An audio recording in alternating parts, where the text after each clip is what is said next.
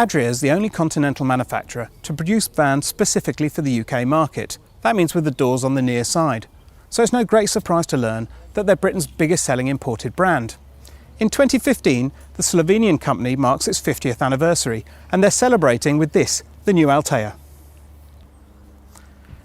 It's a 4-model range, and today we're looking at the 552 Tamar, which is an entry-level family van that's a direct rival for Sprite's Major 6. Like the Adora, it uses Adria's I-shaped design.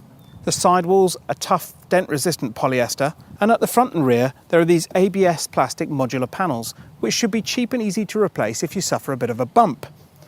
Adria's logo has been redesigned for its 50th anniversary and is presented here in 3D form.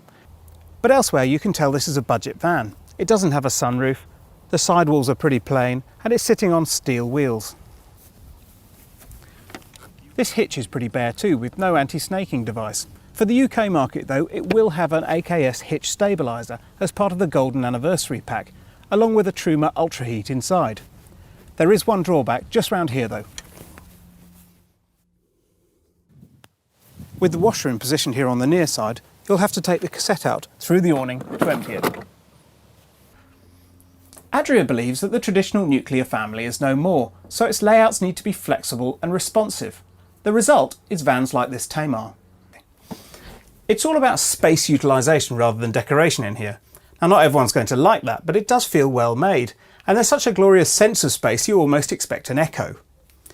The same is true of this kitchen area. It feels almost Scandinavian in here. These drawers are massive, and soft close in a budget van is a really classy touch. There's another massive cupboard above, and the cooking area is very different to the usual UK approach. There's a combined oven and grill sited at chest height, which makes perfect sense. And the hob burners are positioned in a line rather than crammed together in a square. There's a good sized fridge too, but on the downside there's no microwave, and even with this lid closed there isn't much worktop space. Unlike most British brands, the Altea doesn't have a central chest in the lounge, so you can sit 5 people in here. There is an occasional table mounted just behind me, but it's pretty flimsy, so probably best left kept stowed away, and instead you can just grab the freestanding table out of this cupboard just behind the sofa. The new soft furnishings are called Autumn Leaves. They look and feel quite modern, as does the entire interior actually, with its hidden catches and unadorned cabinetwork. It would have been nice to have a bit more light in here though.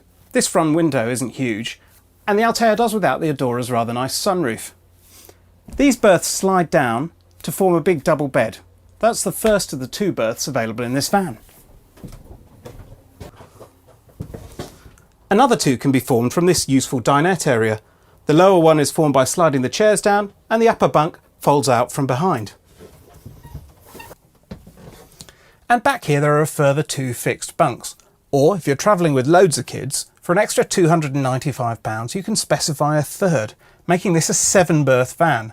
And if you're in any doubt that this area is designed specially for kids, take a look at that rather natty little nightlight. Also at the back of the van, there's this whopping great wardrobe, which complements the storage available in the overhead and underbunk lockers. Perhaps the only part of this caravan that doesn't really feel spacious is the washroom, but I guess something has to give. That said, Adria's clever ergo design makes the most of the room available. There's a big bathroom cabinet and a nifty drop-down sink, so while it never feels exactly roomy, nor is it cramped. We like the stylish fittings in here too, though we'd have preferred a fully lined shower cubicle. This is a true no-nonsense van. There are no bells and whistles inside or out, but there's pretty much everything that you could need. It's not a caravan that's going to appeal to the traditional British buyer who's looking for a bit of luxury, but there's a clear market for people who want something totally different. Let's call them the flat pack generation. And those are the people who are going to appreciate its value for money and its clever space optimisation inside.